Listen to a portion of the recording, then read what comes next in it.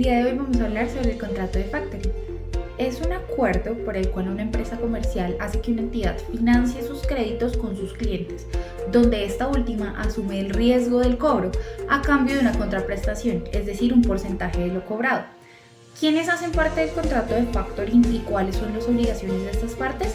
Vamos a hablar del factorado o cliente, quien es quien cede la titularidad de los títulos crediticios, informa al factor del comportamiento de los deudores, contribuye con el factor para el cobro de los créditos cedidos, cede al factor los documentos e instrumentos de contenido crediticio, objeto de la adquisición, remite al factor los pagos que hubieran sido directamente desde los deudores cedidos a fin de cumplir con el compromiso de reembolso pactado.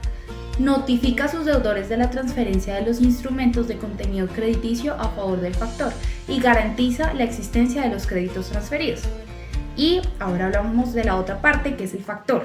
Es quien selecciona a los nuevos deudores, adquiere los créditos que se originen de la manera y en las condiciones previstas contractualmente, paga los instrumentos crediticios transferidos y aprobados en el momento del convenio, asume el riesgo de insolvencia de los deudores, así como cubre el importe de los instrumentos crediticios no cancelados por ellos, si hubiese sido expresamente pactado.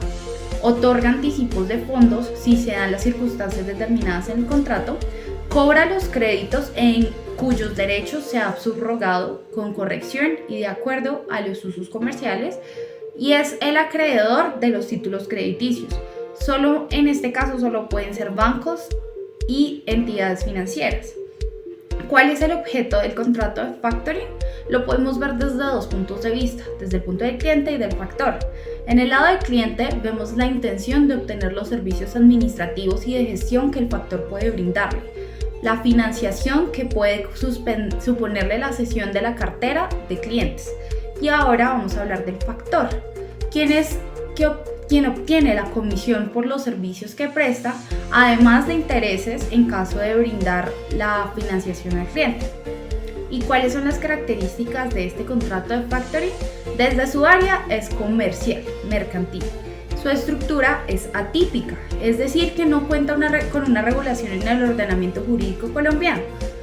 Es decir, que en este tipo de casos la autonomía privada de las partes es la llamada a suplir las reglas las cuales regirán la relación, teniendo en cuenta los elementos esenciales del artículo 1501 y 1502 del Código Civil. Por su forma es consensual, por lo que no existe ningún tipo de solemnidades. Se debe pactar de forma escrita solo para dejar las obligaciones de las partes y su forma de exigirse. Según su autonomía es principal, ya que no requiere de otro contrato para que éste exista.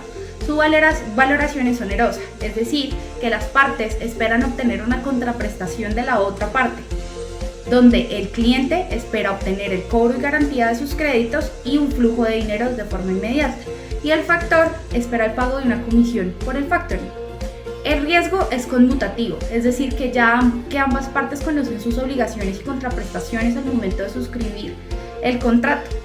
En tiempo es tracto sucesivo, es decir, que se perfecciona con el cumplimiento de obligaciones a lo largo del tiempo, obligando a las partes a prestaciones repetidas, no perfeccionándose en un solo acto, sino que esto diferencia el factoring de la venta de cartera o de facturas.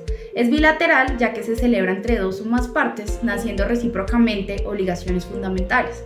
¿Y por qué una empresa suscribiría un contrato de factoring?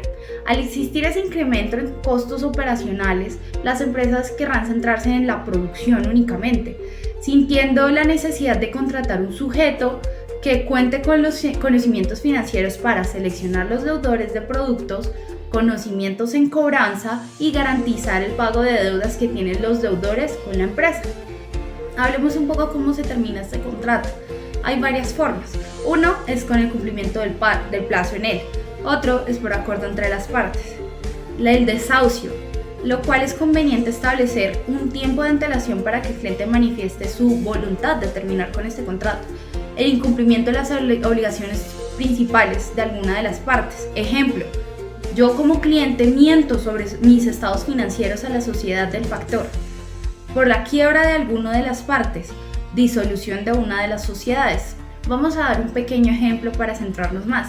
Ernesto tiene una pequeña comercializadora de frutas y verduras. Vende sus productos al por mayor, a crédito.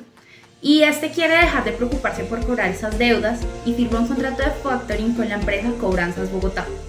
Esto le cuesta un porcentaje de lo cobrado y se puede dedicar a producir más y a centrarse en la buena atención al cliente. Muchas gracias.